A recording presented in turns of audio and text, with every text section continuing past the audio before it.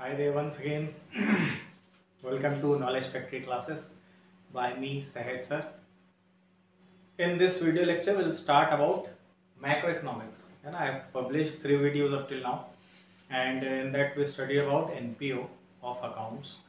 In this video lecture we'll study about macroeconomics part. I'll be giving you lectures of accounts economics in BST2. So we'll start with macroeconomics topic, and what we will discuss in this video lecture are some basic concepts of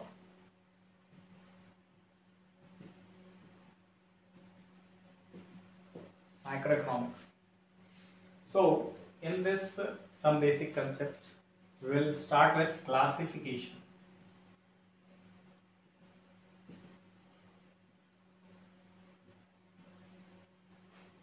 Classification of what? Classification of goods. So आज की class में हम लोग यही classification देखेंगे. See, goods are countless in an economy. Now they are produced of various kinds of goods are produced. They are consumed by n number of consumers, which give them satisfaction. They are used by producers also. So what happens? Out of this variety of goods, they are distributed or classified into 4 kinds. So first one is final goods. Now what are final goods? Final goods are those goods which have crossed the boundary line of production. So first picture is crossed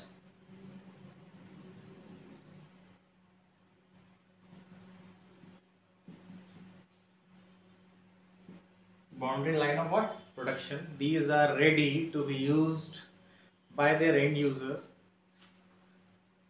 and which will lead them to satisfaction, or they will use this goods for producing some more. So what happened? These final goods are ready for the consumption because utility cannot be added more. Utility means satisfaction. Class 11th का microeconomics अगर याद होगा आपको तो इसमें और utility add नहीं कर सकते. ये फाइनली और ज़्यादा इसमें प्रोडक्शन एक्टिविटी नहीं हो सकती है, तो उसको बोला गया फाइनल गुड. तो फाइनल गुड की अगर बात करें, so this final good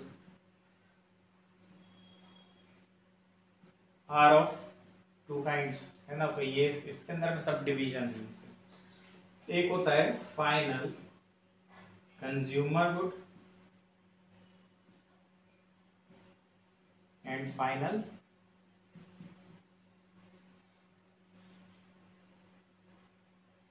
producer goods. Now what are final consumer goods? Final consumer goods are those goods which are consumed by the end user for its ultimate satisfaction, है ना. मैंने ice cream था, ice cream खा लिया, ice cream में और value addition नहीं हो सकता था, तो मैंने आइसक्रीम कंज्यूम कर ली, known as final consumer goods. इसमें एंड यूजर मैंने अपने ह्यूमन वांट्स को सेटिस्फाई करने के लिए कंज्यूम किया है, ठीक है, तो उसको बोला गया final consumer goods. It leads to what?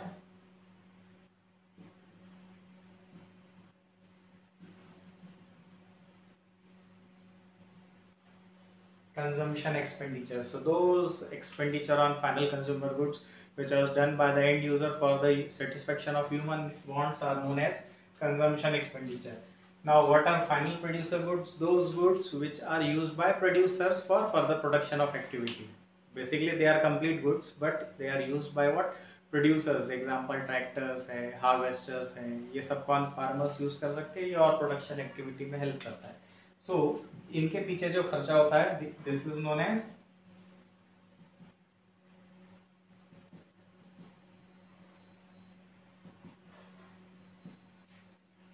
Investment expenditure.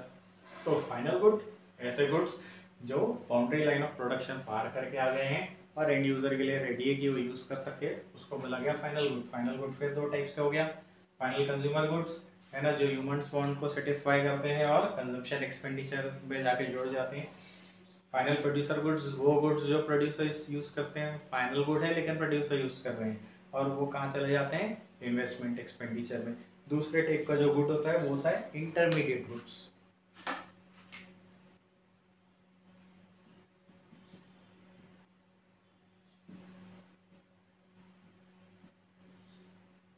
Intermediate goods अब ध्यान से देखते हैं. ये बाउंड्री लाइन पार करे थे, तो ये बाउंड्री लाइन पार नहीं किए होंगे। So these goods have not crossed.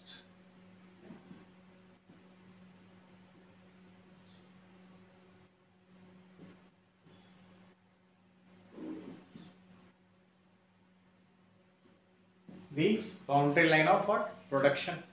तो ये बाउंड्री लाइन ऑफ प्रोडक्शन अभी तक के पार नहीं किए गए हैं। दूसरा फीचर,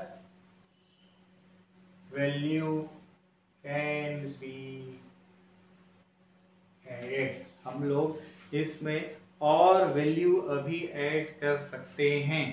ठीक है, इसमें और अभी वैल्यू एडिशन होना बचा हुआ है। और ये गुड्स जो रहते हैं ये गुड्स क्या क्या होते हैं, ये अभी तक के फाइनल कंज्यूमर के यूज करने के लिए रेडी नहीं है। So not ready for final consumption bye it's final consumers.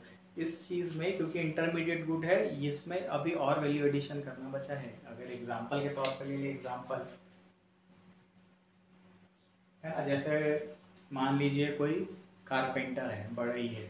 अब उसने लकड़ी खरीदी कितने रुपए की, 1000 रुपए का उसने लॉगवुड खरीदा।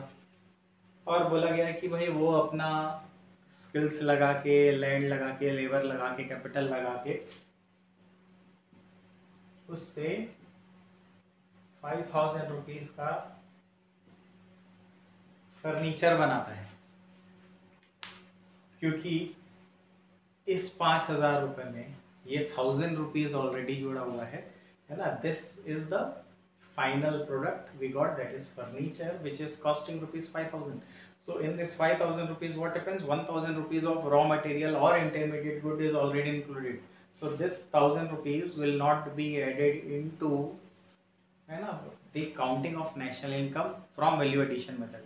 And I will study when we will come down to national income, and when I will study that method of value addition method, then I will be explaining it later.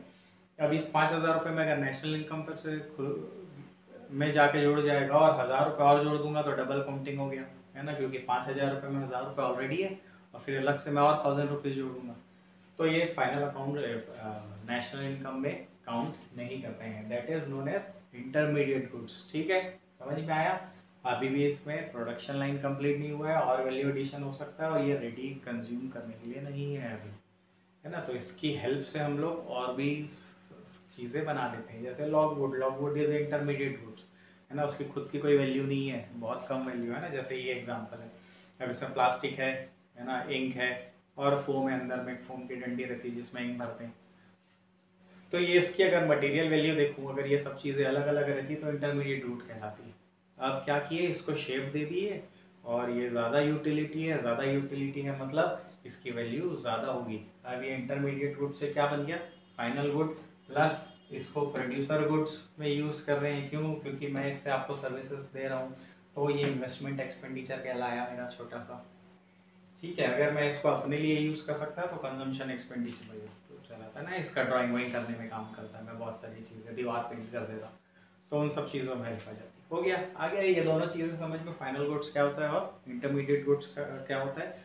Moving down हम लोग अब consumer goods और producer goods और capital goods पढ़ेंगे।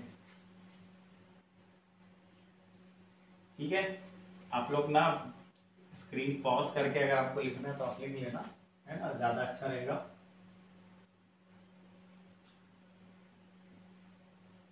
Hope कि आपको समझ में आ रहा होगा, अच्छे से पढ़ना मेरे साथ में।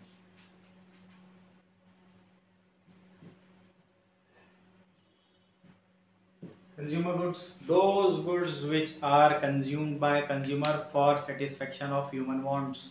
मैंने कोई सामान खरीदा, उसको कंज्यूम कर लिया मेरी अपनी सेटिस्फेक्शन के लिए, उसको बोला गया कंज्यूमर गुड्स, है ना। जैसे मैंने जीन्स खरीद लिए, बूट्स खरीद लिए, है ना, और भी है, आइसक्रीम खरीद लिया, सॉफ्ट ड्रिंक पी ली, तो ये सब चीज़ें क्या हो रही है, कंज्यूमर गुड्स की तरफ आ रही है ना। गाड़ी खरीद ली है, कंज्यूमर गुड्स है।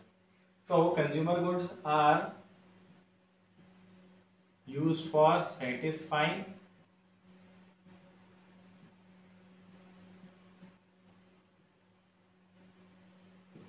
Human wants. Human want satisfy करने के लिए होती है ना, एग्जांपल मैंने भी बहुत सारे दे दिए।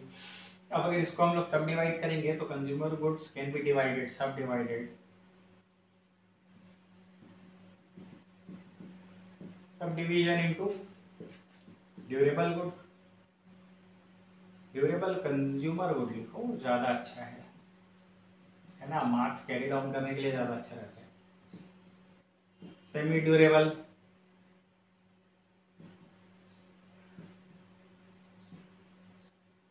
consumer goods, then non-durable,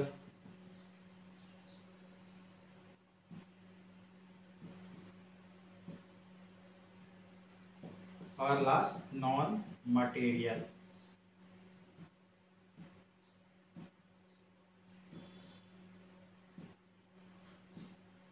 not material consumer goods.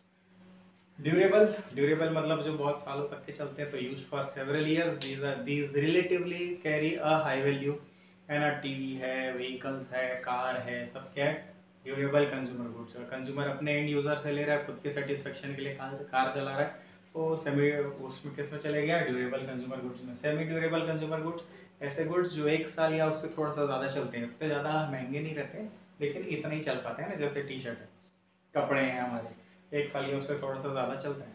Non durable goods also known as single consumption goods, एक ही बार खा सकते हो, जैसे मैं बता रहा था आइसक्रीम है, एक ही बार खा सकते हो ना आइसक्रीम को, एक बार खाई हुई आइसक्रीम दोबारा नहीं खा सकते, सेम उसको बोलते हैं नॉन ड्यूरेबल कंज्यूमर गुड्स। और नॉन मटेरियल, नॉन मटेरियल मतलब हमको दिखाई नहीं दे रही है, तो क्या है, सर्विसेज है, services are basically non material consumer goods.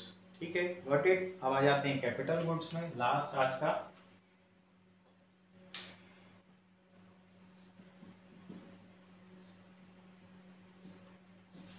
Capital goods. Capital goods are what? Also known as producer goods.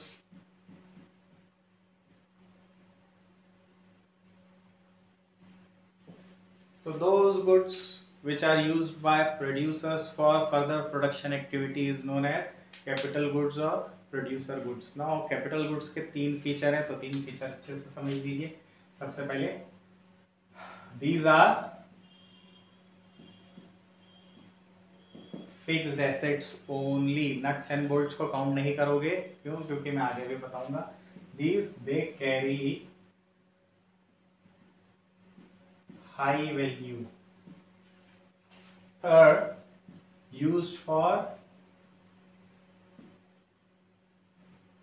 several years, and fourth depreciation is charged on them. अगर ये 4 चीजें हैं तो वो कैपिटल गुड है। सो इसलिए नट्स एंड बोल्ट्स को हम लोग लेते नहीं, लूज टूल्स को नहीं लेते, क्योंकि they do not carry a very high value individually, तो हम लोग उसको काउंट नहीं करते हैं।